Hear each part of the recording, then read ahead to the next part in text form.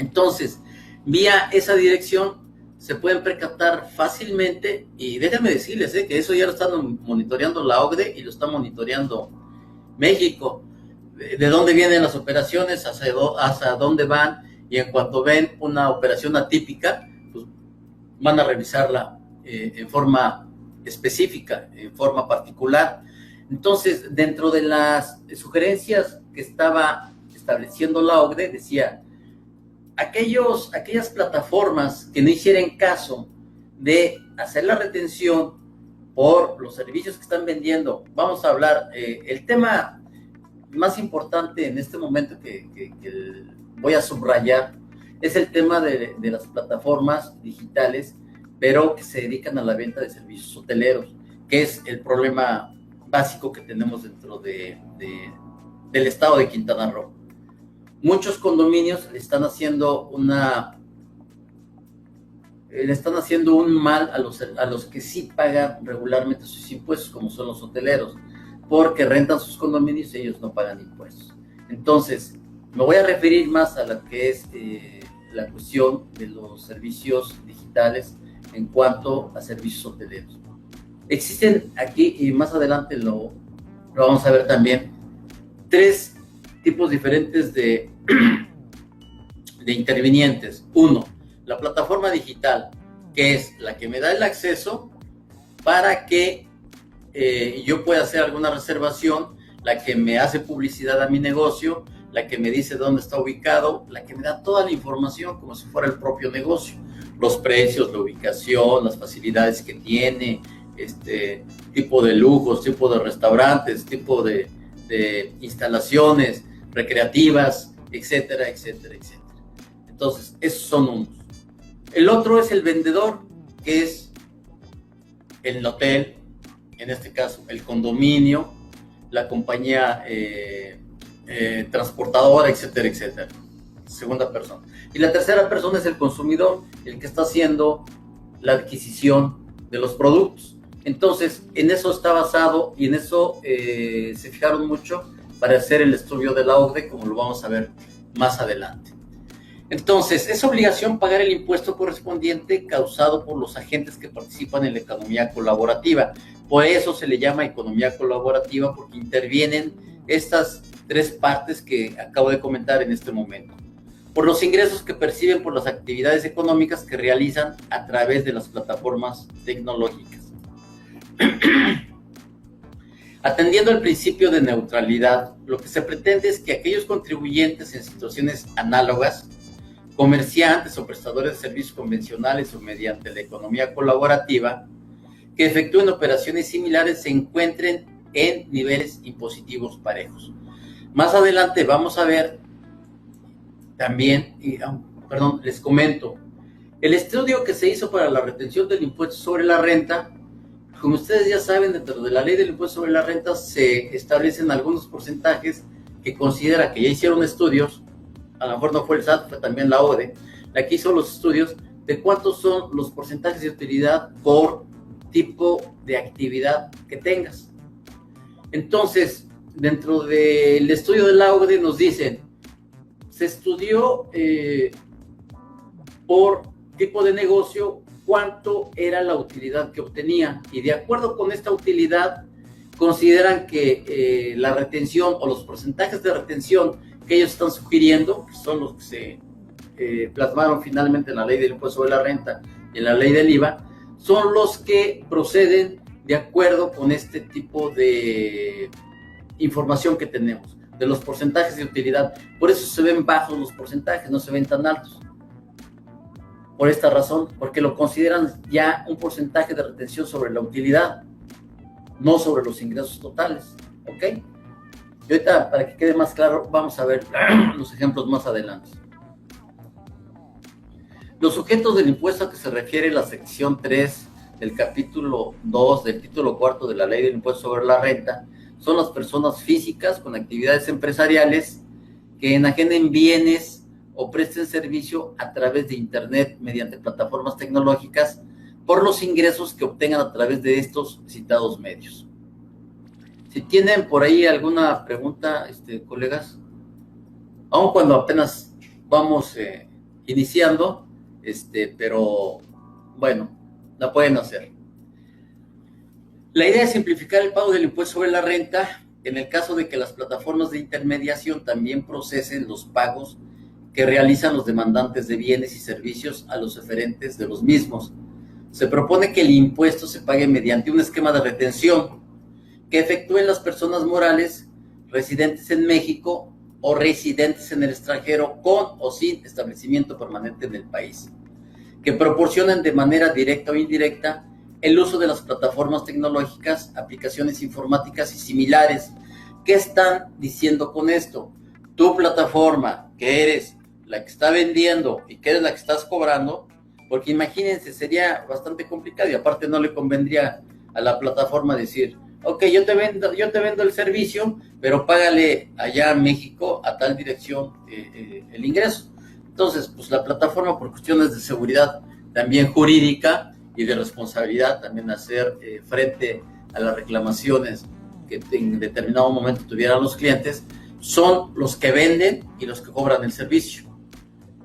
Y una vez que ellos reciben el dinero, así está en forma general, una vez que ellos reciben el dinero, se lo van a enviar al propietario de las instalaciones, al propietario de los artículos que están vendiendo, con sus respectivas retenciones. Su retención por concepto de la comisión de la intermediación que estoy haciendo yo, plataforma digital, con la retención del impuesto sobre la renta y con la retención del impuesto al valor agregado.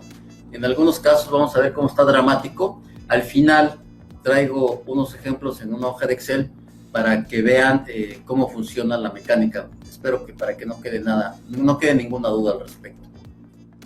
La retención del ISR se efectuará sobre el total de los ingresos que perciban efectivamente por conducto de los citados medios las personas físicas, sin incluir el IVA, teniendo el carácter de pago provisional. Las tasas de retención de ISR propuestas se calcularon, ahí está lo que les comentaba hace un momento, se calcularon esas tasas de retención considerando un coeficiente de utilidad implícito para cada actividad económica, de forma que el impuesto que resulta de su aplicación es equivalente al ISR promedio que se obtendría de gravar los ingresos sobre una base neta aplicando una tarifa del ISR, permitiendo de esta forma determinar el impuesto de una manera simplificada. O sea, las tasas de retención para efectos del impuesto sobre la renta las calcularon ellos ya sobre una utilidad, ellos hacen su ejercicio. Bueno, si obtienes tanto de ingresos y tu coeficiente de utilidad es tanto, entonces tú deberías de pagar un impuesto sobre la renta del 30% que correspondería a tal importe.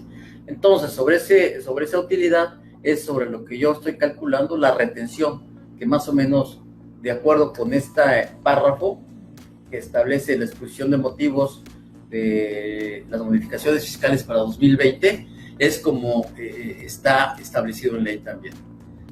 Podrán considerar la retención efectuada como pago definitivo a las personas físicas con ingresos derivados de esas actividades de hasta 300,000 pesos anuales, siempre que además de estos ingresos solo obtengan ingresos por salarios e intereses. Vamos a ver y vamos a estudiar que pueden convivir este tipo de ingresos solamente cuando tengas un régimen de ingresos por salarios y de intereses, que va a estar prohibido totalmente. He visto muchos que se confunden y dicen, el RIF sí puede recibir este tipo de ingresos. Déjenme decirles que el RIF es el régimen que está prohibido, está expresamente establecido en ley de que el RIF no está permitido que reciba ese tipo de ingresos. Tienes que hacer otro tipo de alta. Tratándose de los servicios digitales que sean prestados por residentes en el extranjero sin establecimiento en México, se considera que el servicio se presta en territorio nacional cuando el receptor del servicio se encuentre en territorio nacional. Pues aunque sea, muchos confunden que el receptor del servicio esté en territorio nacional, quiere decir que es un mexicano. Pues no, puede ser un extranjero. Si el extranjero viene de Alemania y se viene a hospedar a Cancún, a Playa del Carmen o a Tulum, y ahí le van a dar las facilidades para ocupar un condominio, pues está recibiendo el servicio en México. Y no necesariamente es un mexicano, puede ser un extranjero, para que quede claro. Aplicable a servicios que generalmente son de consumo final en los hogares o utilizados por las personas para su consumo individual, como son descarga o acceso a imágenes, películas, texto, información, video, audio, música, juegos, etc. La carga fiscal del IVA correspondiente a los servicios digitales que se propone gravar recaerá en el consumidor final, quien desde el punto de vista económico es el pagador del impuesto. Seguimos entonces con los temas de la exposición de motivos. Los servicios digitales de intermediación entre terceros, que sean oferentes de bienes o servicios y los demandantes de los mismos, incluyendo los servicios de publicidad que les proporcionen también, se incorporan en este tratamiento. El incumplimiento de obligaciones fiscales de los participantes de la economía colaborativa a través de las plataformas de intermediación genera una desventaja respecto de las personas físicas o morales cuyos modelos de negocio operan de la forma tradicional y están inscritas ante el SAT y cumplen con las obligaciones fiscales. Lo que comentábamos hace un momento. Muchas de las personas que vendían vía internet, vía estas plataformas, pues recibían su dinerito y decían, pues de aquí soy, me voy por la libre, no pago nada de impuestos, al fin que nadie me está mirando. Entonces, pues yo nada les digo que mucho cuidado porque la mirada de las autoridades fiscales está en todos lados. Se propone que el intermediario retenga el 50% del IVA cobrado, lo entere, expida un comprobante de dicha retención y además inscribirse al RFC como retenedor. ¿Cómo lo va a hacer? Lo vamos a ver más adelante.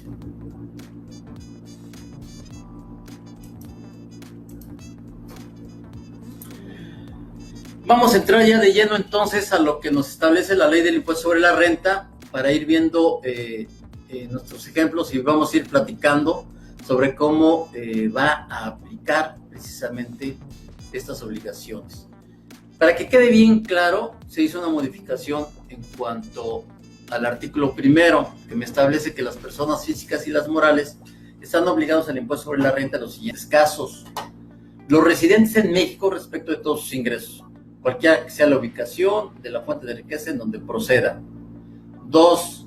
Los residentes en el extranjero que tengan un establecimiento permanente en el país respecto de los ingresos atribuibles a dicho establecimiento permanente.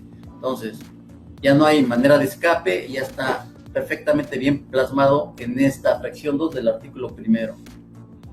Los residentes en el extranjero respecto de los ingresos procedentes de fuente de riqueza situada en territorio nacional, aun cuando no tengan un establecimiento permanente en el país o cuando teniéndolo, dichos ingresos no sean atribuibles a este. Como bien sabemos, esta obligación entra en vigor a partir del 1 de junio del 2020 y ahí lo estamos mencionando dentro de esta lámina. Sujetos obligados de la ley del impuesto sobre la renta, para que quede más claro, también se refuerza esto con el título cuarto, ley del impuesto sobre la renta, que me establece en el artículo 90, que están obligados al pago del impuesto establecido en este título las personas físicas residentes en México que obtengan ingresos en efectivo en bienes devengado cuando en los términos de este título señale en crédito, en servicio, en los casos que señale esta ley o cualquier otro tipo. También están obligadas al pago del impuesto las personas físicas residentes en el extranjero que realicen actividades empresariales o presten servicios personales independientes en el país a través de un establecimiento permanente por los ingresos atribuibles a este. Y aquí se les presenta una duda, y una vez la comento. Mucha gente decía, bueno, pues ¿cómo va a ser posible de que me pueda detectar el SAT de que un extranjero está recibiendo ingresos de México. Pues estás dejando el rastro en las plataformas digitales. Si son nacionales, a lo mejor hay algunas plataformas digitales que son nacionales, o sea, que están establecidas en México, y aquí te dan el servicio para la venta de tus productos, y ellos deben de declarar estos ingresos. Y si tú estás declarando tus ingresos, estás obligado a elaborar un CFDI por cada una de las operaciones de ventas. Y con los CFDIs, el SAT ya tiene la posibilidad, y no tiene la posibilidad, ya está haciendo una relación con sus programas de cuántos son los ingresos hasta por cliente que estás recibiendo en determinada plataforma.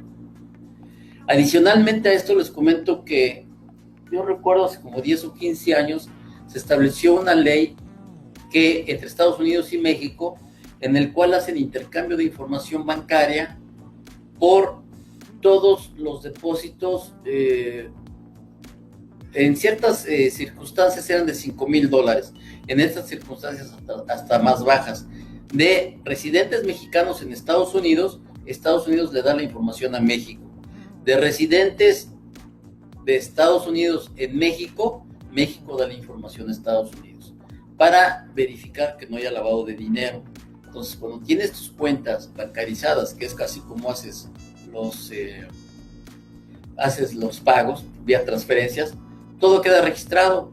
Entonces, puedes evadirte de esto, máxime que cuando tú, por ejemplo, eres un representante de un extranjero y le estás manejando sus ingresos aquí en México, cuando sacas el pago para dárselo al extranjero, si es una cantidad pequeña, pues ya imagino cómo lo hacen, o sea, no hay manera de decirlo.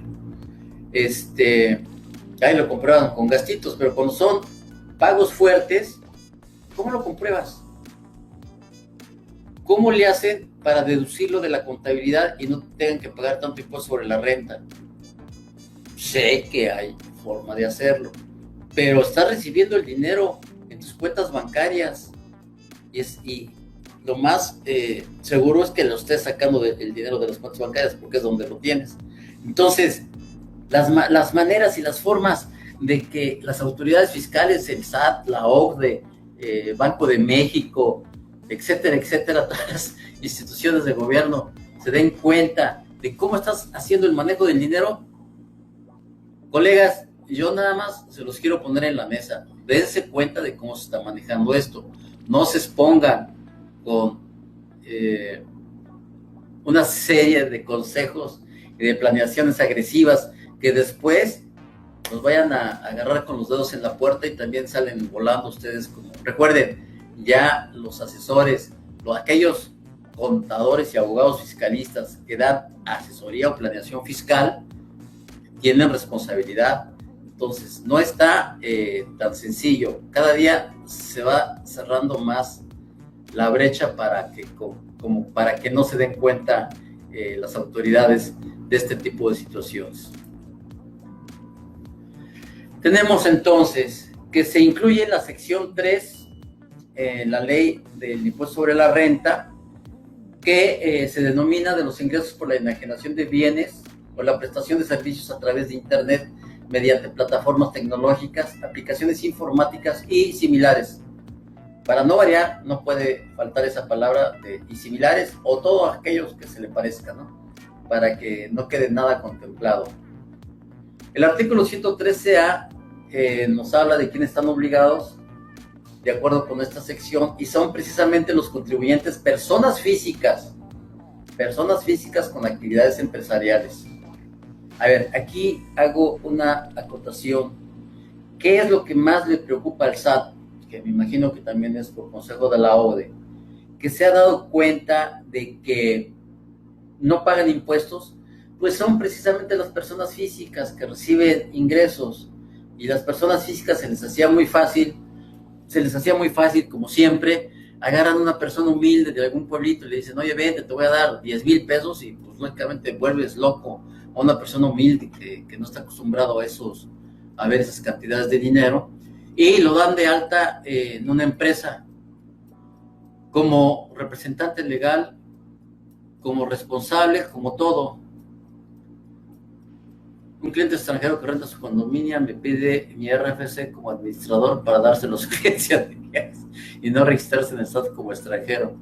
¿Esto es válido? No, claro que no, definitivamente no. La responsabilidad es de ellos en cuanto chequen la propiedad que se está vendiendo, a nombre de quién está, y el registro federal de contribuyentes que está a tu nombre, un mexicano, pues lógicamente ahí se van a dar cuenta, o sea, no procede. Entonces, le estaba comentando de este tipo de situaciones de que ya las tiene vista el SAT por todos lados. Entonces, las personas físicas son las que más les preocupa. Si se ven en la famosa retención del IVA a los facturadores, a los que supuestamente prestan servicios de personal, pues precisamente va indicado o encaminado a las personas físicas, que son personas físicas, y en este caso los expendedores de facturas, los que venden facturas o los que dan servicios de personal, porque son los que detectaron que son los que constantemente, de la noche a la mañana ya los ves que traen un Cadillac con sus famosas acciones, pero pues que no pagan nada de impuestos. Entonces el SAT ya se dio cuenta de esa situación y son a los que precisamente quiere ponerlos en el punto de su mirada, grabarles los impuestos, y si no pagan impuestos, le están obligando a que se les haga retención, ¿ok? Entonces, son los contribuyentes, personas físicas con actividades empresariales que enajenan bienes o presten servicios a través de Internet, mediante plataformas tecnológicas, aplicaciones informáticas y similares que presten los servicios a que se refiere la fracción 2 del artículo 18b de la Ley del Impuesto al Valor Agregado. Por los ingresos que generen a través de los citados medios por la realización de las actividades mencionadas, incluidos aquellos pagos que reciban por cualquier concepto adicional a través de los mismos. El impuesto a que se refiere el párrafo anterior se pagará mediante retención que efectuarán las personas morales residentes en México o residentes en el extranjero, con o sin establecimiento permanente en el país, así como las entidades o figuras jurídicas extranjeras que proporcionen de manera directa o indirecta el uso de las citadas plataformas tecnológicas, aplicaciones informáticas y similares. Nosotros cuando empezamos a leer esto, decíamos, y lo comentamos con algunos colegas, ¿cómo puede ser posible que nosotros, con las leyes mexicanas, podamos estar metiendo en orden o leyes aplicables a los residentes en el extranjero sin establecimiento permanente en el país? ¿Cómo es posible? Bueno, pues ya existen acuerdos, ya existen convenios. Como les digo, échenle una leidita al convenio para evitar la doble tributación entre Estados Unidos y México, y se van a dar cuenta de que se privilegia el lugar en donde está originando el ingreso. Y aparte, adicionalmente, en el caso de que tú, por eso les digo, todos los casos son muy especiales. En el caso de que tú, persona física, tengas ingresos en México y residas cierto tiempo en el extranjero, en Estados Unidos, pues a lo mejor te voy a obligar, de acuerdo con tu situación, a que me hagas la declaración por todo el ingreso que percibiste, tanto en México como en Estados Unidos, me declares todo y acredites el impuesto que pagaste en México, que se te retuvo en México. Entonces, para eso hay que analizar el caso específico de cada una de las personas. No nada más es una asesoría estándar, como la piden muchos, ¿ok? ¿Sí queda claro? Y vamos a ver entonces que este artículo 113 nos remite, aquí les hice una laminita para que quede más claro. Ay, caray, no, es que esas laminitas en esta pantallita no, ya no las veo bien. Entonces, el artículo 113 nos establece personas físicas con actividades empresariales. Son las que obtienen los ingresos por plataformas digitales, que enajenen bienes o presten servicios, ¿ok? Enajenen bienes o presten servicios a través de Internet mediante plataformas tecnológicas, aplicaciones informáticas y similares. Ahorita más adelante ahí traigo un ejemplo y vamos a ver cuáles son estas plataformas, para no confundirnos también. Este artículo 113A nos remite al artículo 18 de la ley del impuesto al valor agregado y nos dice, los de intermediación entre terceros que sean oferentes de bienes o servicios y los demandantes de los mismos. Artículo 38b. No aplica cuando se trate de servicios de intermediación que tengan por objeto la enajenación de bienes muebles usados, entonces abusados, cuidados. Ahí está esa observación muy interesante, porque muchos se van en la finta, nada más leen el artículo 113A, ya no se dirigen al artículo del IVA y ahí se nos van a veces los errores. Entonces, mucho cuidado con esta observación.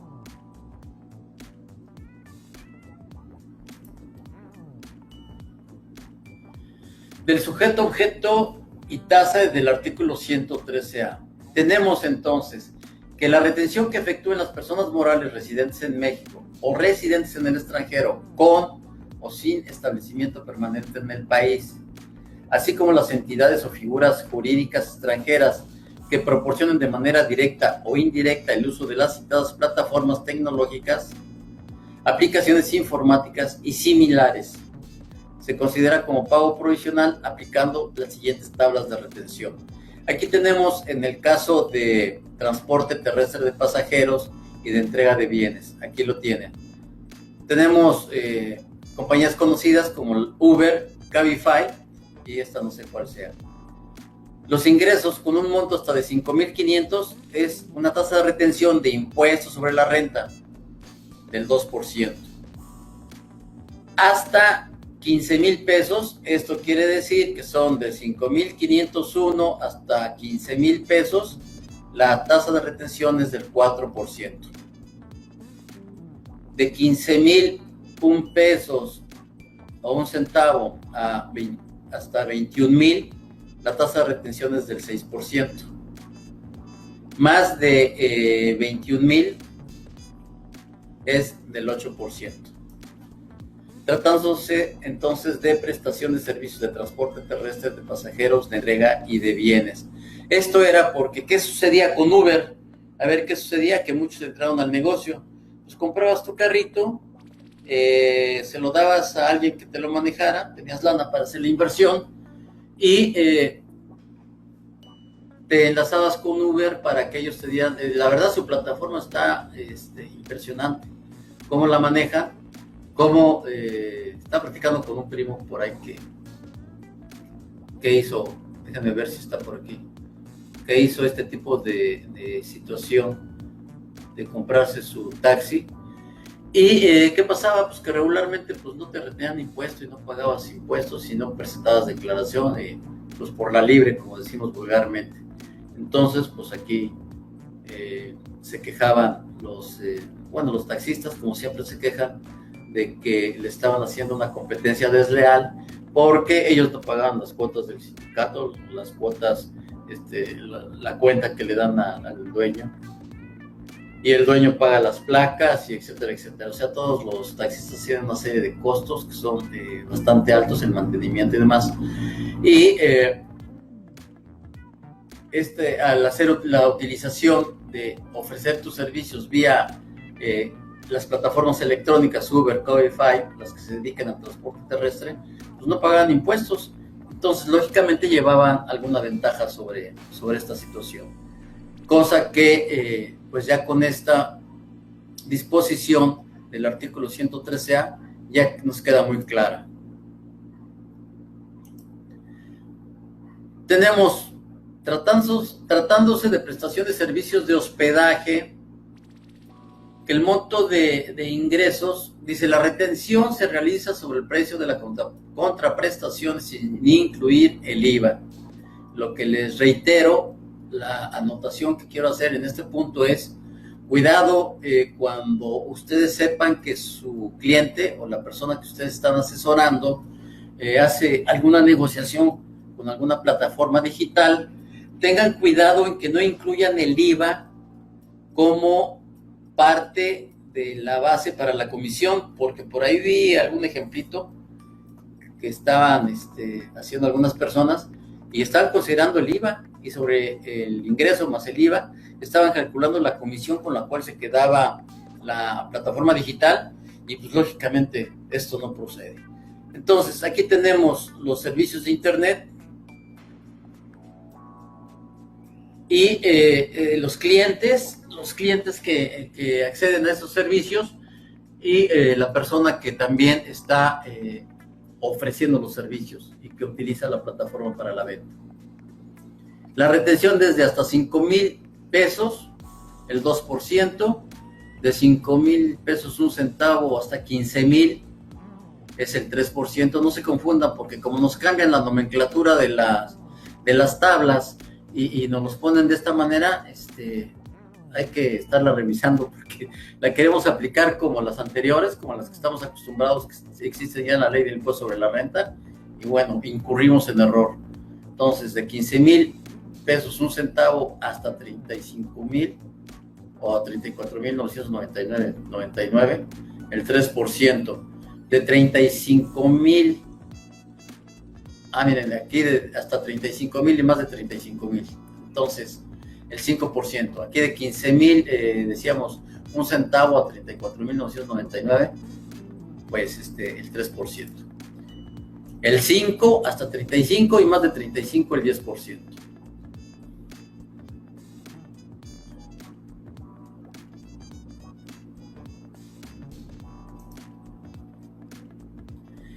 En el caso de enajenación de bienes y prestación de servicios, y aquí tenemos Mercado Libre, Best Buy, Amazon, eBay, que son los ejemplos. Aquí traté de ponerles los ejemplos para que vayamos identificando cuáles son el tipo, las compañías, los nombres de las compañías que se dedican a dar esos determinados servicios.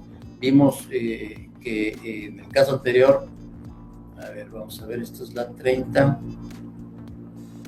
la 29, ahí teníamos el clásico Airbnb para hospedaje, en el de transporte Uber, y ya en forma general de bienes y prestación de servicios tenemos Mercado Libre, Best Buy, Amazon, eBay. Y en Mercado Libre vemos que se venden autos usados, entonces en autos usados no procede. Best Buy pues vende computadoras y una serie de artículos electrónicos, son nuevos y proceden. Amazon y eBay pues venden de todo. Entonces, ¿cuáles son los porcentajes de retención? Hasta 1,500 pesos de venta mensual, el 0.4%. De 1,500 con un centavo hasta 4,999 es el 4%. Hasta 5,000, el 5%. Hasta 10,000, el 0.5%, el 0.9%, hasta 10,000, hasta 25,000, el 1.1%, hasta 100,000, 2.0%, y más de 100,000, 5.4%. ¿Y por qué decíamos que las tasas nos parecían, bueno, viéndolas como contadores, decíamos, oye, pues sí, lo primero que pensamos como buenos pagadores de impuestos es, oye, pero lo que deben de pagar de impuestos, están siendo beneficiados, porque lo que deben de pagar de impuestos es el 30 o el 35%, y le están reteniendo nada más el 5.4%. No, pues sí me conviene, me voy a meter aquí si te vas en la fita. Ajá, ¿cómo no? Sí, métete. ¿Qué sucede? Lo vamos a ver más adelante, que no se permiten las deducciones cuando tú estás pagando los impuestos mediante esta retención, ¿ok? Entonces ahí es donde se empareja el piso, para que no se vayan con la finta, estimados colegas.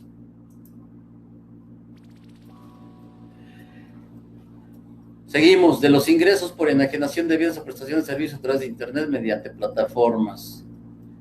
Cuando las personas físicas, a que se refiere el primer párrafo de este artículo, reciban una parte del pago de la contraprestación por la prestación de servicios o la enajenación de bienes directamente de los usuarios o los adquirentes de los mismos, y el total de sus ingresos, incluyendo aquellos efectivamente percibidos por conducto de las citadas plataformas, no excedan de 300,000 pesos anuales, podrán optar, es una opción, por pagar el impuesto sobre la renta por dichos ingresos recibidos directamente de los usuarios, de los servicios o adquirientes de bienes, aplicando las tasas de retención a que se refiere el presente artículo al total de los ingresos recibidos, incluyendo aquellos efectivamente percibidos por conducto de las citadas plataformas tecnológicas, aplicaciones informáticas y similares, y deberán acreditar el impuesto que en su caso les hubiera retenido en los términos del presente artículo. El impuesto que se pague en términos de este párrafo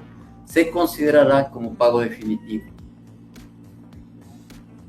Si tengo licencia estatal para un condominio en caso de hospedaje por medio de las plataformas digitales, también se debe solicitar la licencia municipal para un condominio en caso de hospedaje. Sí, debes de hacer un cambio porque no lo estás utilizando como particular, como para habitación residencial, sino lo estás utilizando ya como servicio de hospedaje. Y acuérdate que dando el cambio, también tendrías que pagar el impuesto de 3% al hospedaje, adicionalmente de las retenciones federales. ¿Ok? Bueno, entonces, aquí hay un caso muy... Ok.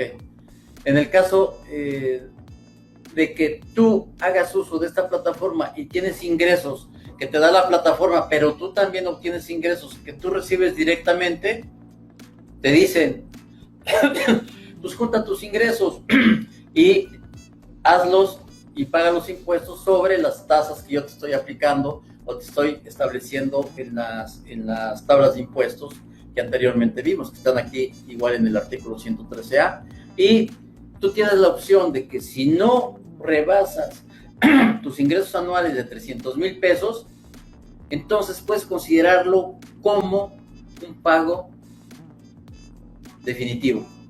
¿Ok? Entonces hay que pensar y hay que echarle cerebro en este caso, hacer los cálculos, ver si me conviene realmente esta opción o no. Y bueno, haciendo números es como se pudiera definir y se pudiera decidir si lo vamos a manejar de esta manera o no. ¿Ok? Aquellos contribuyentes que no excedan de 300,000 pesos los ingresos en el año podrán optar, es opción, podrán optar porque las retenciones que se les hagan las consideren como pagos definitivos. Y ahí se hacían alguna serie de pensamientos, de análisis, de decir, y creo que estaba en la OCDE o en la exposición de motivos de la Cámara de Diputados, decían, probablemente, caray, no nos dejan de atacar, probablemente si tú lo consideras como un pago provisional, te vas a ahorrar costos de que alguien te lleve la contabilidad, de que el contador te esté organizando. Si realmente ya lo que te está reteniendo la plataforma es lo que vas a pagar, pues ¿para qué llevas contabilidad? ¿Para qué contratas contador? ¿Para qué tienes gastos adicionales si ya no son necesarios? Entonces una de las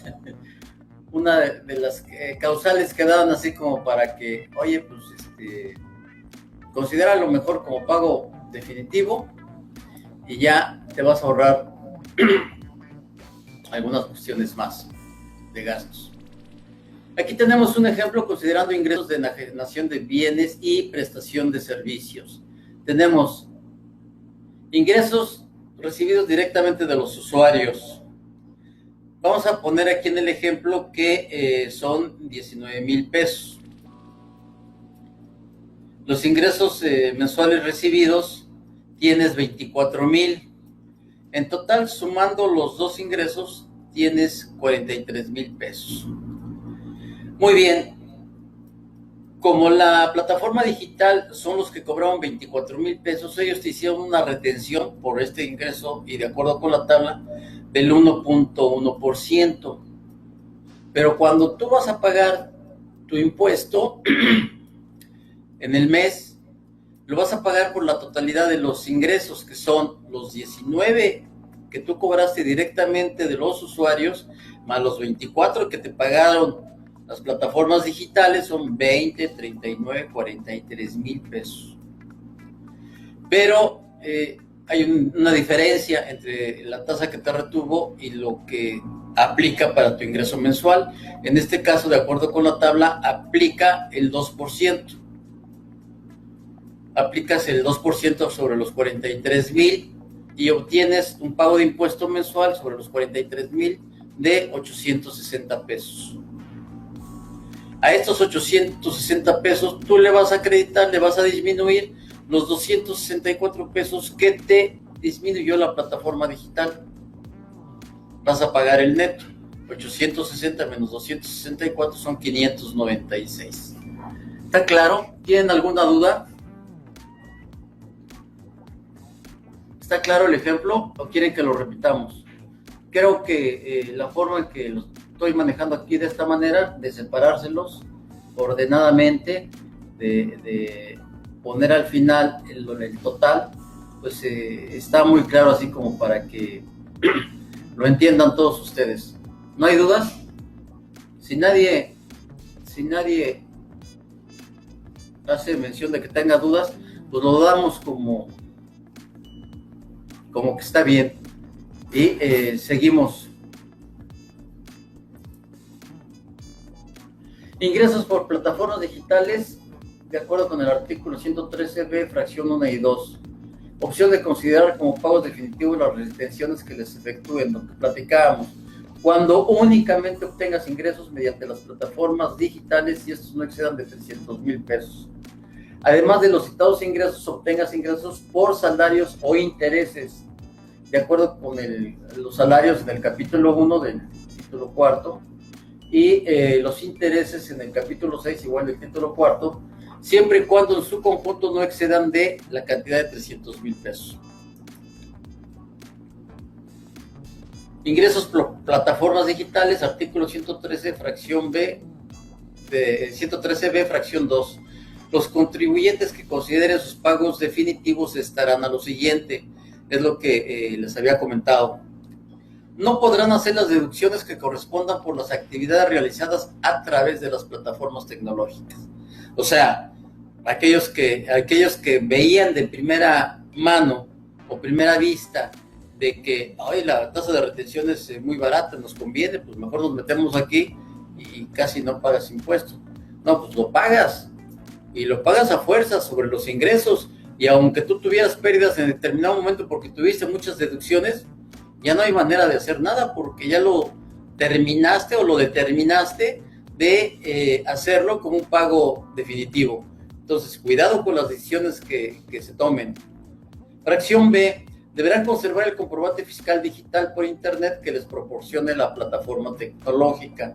Están obligando a las plataformas tecnológicas a que expidan el comprobante fiscal digital. Y ustedes se preguntarán, ¿cómo va a suceder esto? Lo vamos a ver más adelante, pero se los explico también. Todos aquellos residentes en el extranjero que no tengan domicilio dentro del país, para registrarse ante el SAT, van a nombrar un representante que haga esos trámites por él, un representante legal que le pudiera llevar aquí esos movimientos. Y va a estar interesante porque, como les decía, ahí nos está dando más trabajo el SAT. Aun cuando somos una especie en extinción de acuerdo con los criterios de ellos, nos está dando la oportunidad de que tengamos todavía más ingresos.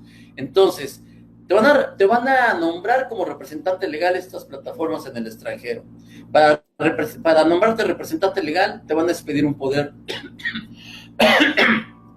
allá en el extranjero. Y vamos a ver más adelante que debes de legalizarlo y vamos a ver el trámite. Aquí traigo más material que chequé, uno que es los criterios no vinculativos y otro que son las fichas de trámite de cómo darte de alta en el RFC cuando eres extranjero, etcétera, etcétera, cómo cumplir con tus obligaciones. Entonces, se los voy a mostrar, si nos da tiempo, sí, tengo que mostrárselos para que sepan dónde lo pueden conseguir. Y por otro lado, cómo legalizar los documentos del extranjero. Entonces, Están obligadas las plataformas tecnológicas, aun cuando estén en el extranjero, a expedir el CFDI vía su representante legal. Deberán expedir comprobantes fiscales que acrediten los ingresos que perciban en aquellos casos en que la prestación de servicios o la enajenación de bienes se realice de manera independiente a través de plataformas tecnológicas. Bien, yo estoy trabajando con mi plataforma tecnológica y ellos van a expedir los CFDIs de los ingresos que perciban ellos en su plataforma. Pero a lo mejor a mí, en lo personal, yo soy un residente en el extranjero, soy dueño de un condominio y me dice algún amigo extranjero, oye, pues ¿sabes qué? Réntame tu casa. Quiero ir una semana, ahora que se acabe el coronavirus, para disfrutar que salí vivo del coronavirus. ¿Y cuánto me la rento? Pues te la rento 2,000 pesos diarios, una semana 14,000 pesos. Para ellos 14,000 pesos pues no es nada en dólares. Y te lo rentan. Entonces, en este caso, tendría el extranjero la obligación de expedir el CFDI. Entonces, el extranjero, en forma personal, también vía un representante legal, tendría que registrarse en el SAT, obtener su registro y ahorita te contesto, Eustaquio, se necesita poder notarial para ser representante legal. Ahorita vamos a ver más adelante ese tema, lo vamos a ver integral para que les quede bien claro. Entonces,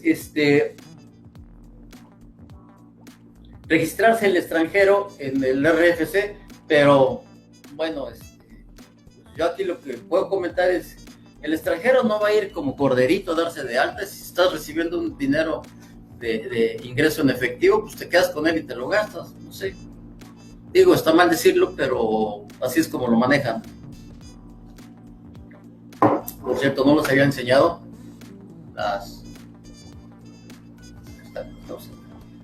estoy en otra. Las tasas del Colegio de Contadores Públicos están a la venta, ahí pueden preguntarle a Susi para que se los venda. También se valen los anuncios, colega.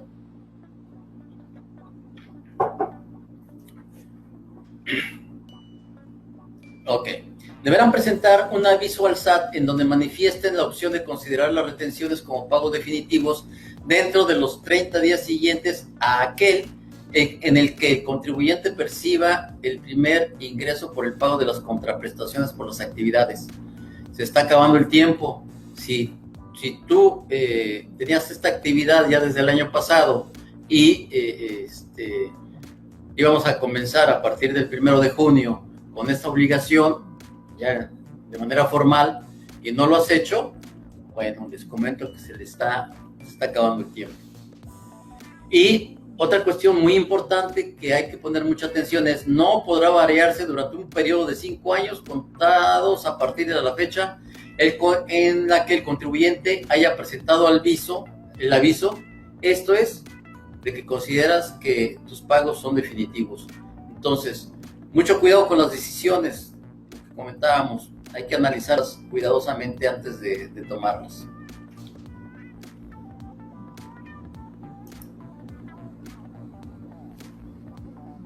Personas morales residentes en México o residentes en el extranjero con o sin establecimiento permanente en el país. ¿Cuáles son las obligaciones que tienen? Aquí traté de ir viendo en forma integral la manera, a ver si te atoró. A ver, colegas, ¿los demás se les atoró la imagen o algo? Mi amigo Gaitán siempre se te anda atorando ahí el internet. Hay que escalarlo todo mejor. Hay que meterle más megas, mi querido Gaitán. Saludos, amigo, y gracias por estar aquí en la plática. ¿Cuáles son las obligaciones de los residentes en México, residentes del extranjero con o sin establecimiento permanente en el país? Inscribirse en el Registro Federal de Contribuyentes ante el Servicio de Administración Tributaria. Designar ante el Servicio de Administración Tributaria, cuando se lleve a cabo el registro que se refiere a la fracción 1 de este artículo, un representante legal. Ahí está la obligación. Está en el 18J, aquí arriba está. En el título de esta diapositiva lo estoy anotando, porque el artículo 113C, fracción 1, nos traslada nos refiere al artículo 18J de la ley del IVA. Entonces, vas a designar un representante legal y vas a proporcionar el domicilio en territorio nacional para efectos de notificación y vigilancia del cumplimiento de las obligaciones fiscales por las actividades a que se refiere el presente capítulo. Va a tramitar esta persona, tu representante legal. Ok, gracias. Tramitar su firma electrónica avanzada conforme a lo dispuesto por el artículo 19A del Código Fiscal de la Federación. ¿Ok? Entonces, ¿alguna pregunta? ¿Queda claro? Y ahorita vamos a ver, este documento del Poder General se debe de apostillar, y el apostillado pues, es darle legalidad en alguna institución de gobierno que antes se acostumbraba que se hacía aquí en México, y tengo la ficha, al final se los voy a presentar para que vean cómo se hace ese trámite, para que lo sepan también.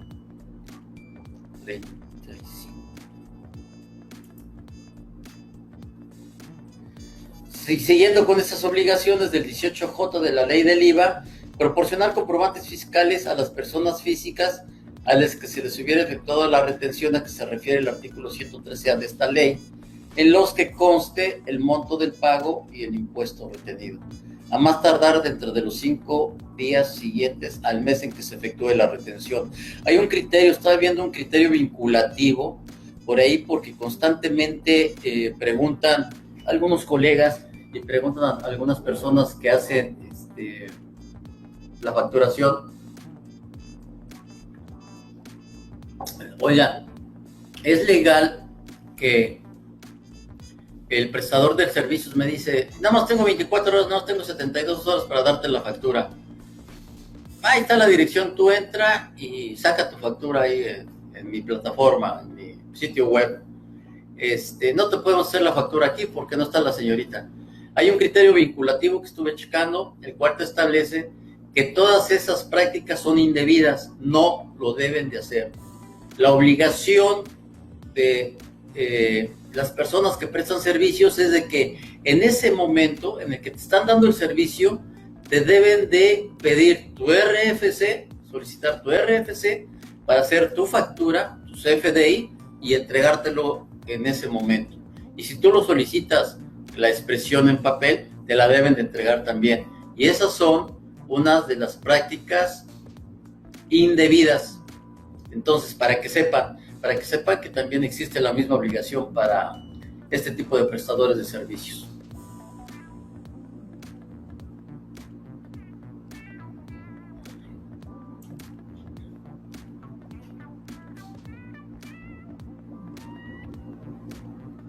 Seguimos con el artículo 18J de la ley del IVA, el cual me hace una interconexión del artículo 113C, fracción 3 de la ley del impuesto sobre la renta. Nos traslada a las obligaciones establecidas en el 18J. Las personas enajenantes de bienes, prestadores de servicios y u otorgantes del uso o goce comercial de bienes deberán proporcionar a los residentes en el extranjero sin establecimiento en México que les presten los servicios digitales de intermediación la información a que se refiere la fracción 3 del artículo 18J de la ley del impuesto al valor agregado. Y esta, ¿cuál es la información? Nombre completo o razón social, clave en el registro federal de contribuyentes, clave única del registro de población. Me preguntaban, oiga, si el extranjero debe de dar la clave única del registro de población. ¿Ustedes qué piensan? A ver, pues el registro de población nos establece, la ley respectiva, que obtendrán el registro los nacionales, como obligación los nacionales o los extranjeros que se hayan nacionalizado mexicanos. La obligación de estar en un registro de población es para los mexicanos, se hayan nacionalizado o sean nacidos en México. Para los extranjeros, pues no te lo van a dar si no presentas, o no te lo vas a poder tramitar si no presentas tu documento en el cual tú ya tienes la nacionalidad mexicana. Entonces, para que quede claro este tipo de situación también, ¿ok? Domicilio fiscal, institución financiera y clave interbancaria estandarizada en la cual se reciben los depósitos de los pagos.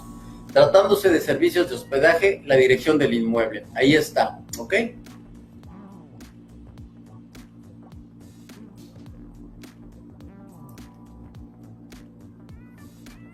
Seguimos con el 18J y dice, dicha información deberá presentarse mensualmente a más tardar el día 10 del mes siguiente de que se trate. Para los efectos de lo dispuesto en los incisos A, B, C, D, E y G de esta fracción, son los anteriores requisitos que vimos, las personas enajenantes de bienes, prestadores de servicios u otorgantes del uso o goce temporal de bienes deberán proporcionar a los residentes en el extranjero sin establecimiento en México les presten los servicios digitales de intermediación la información a que se refieren los citados incisos. ¿Por qué le van a presentar esta información a las plataformas? Porque las plataformas, como vamos a confirmar más adelante, tienen la obligación de presentar un reporte ante el SAT de los ingresos que le han pagado a los propietarios de estas plataformas, los propietarios de los bienes, del bien inmueble. Artículo 113, fracción cuarta y quinta de la ley del impuesto sobre la renta, y nos sigue repitiendo el artículo 18J de la ley del IVA.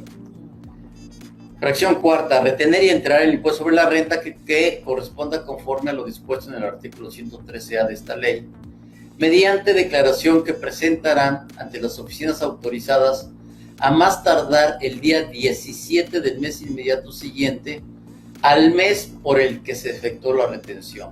¿Ok? Ahí está la obligación.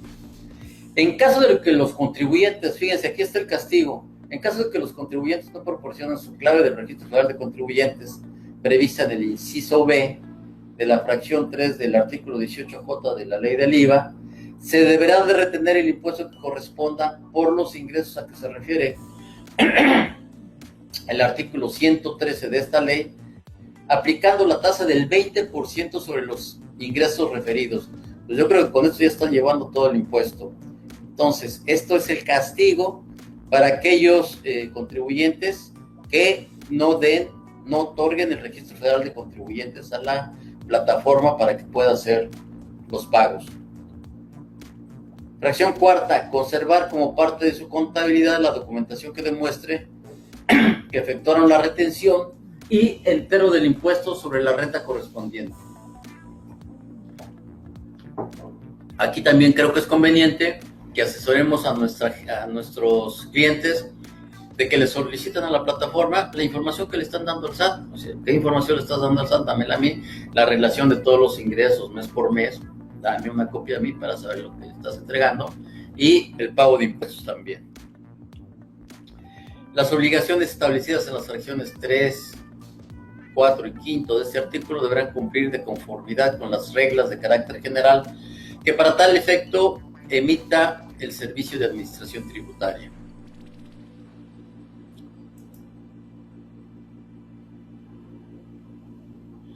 Vámonos entonces ahora a lo que son las disposiciones de la ley del IVA.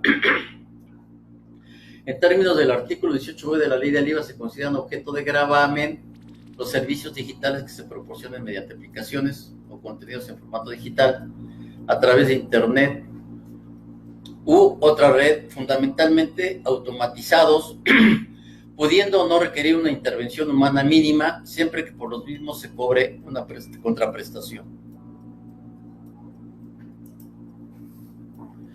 Tenemos aquí, les hice un cuadrito para que quede mejor grabado.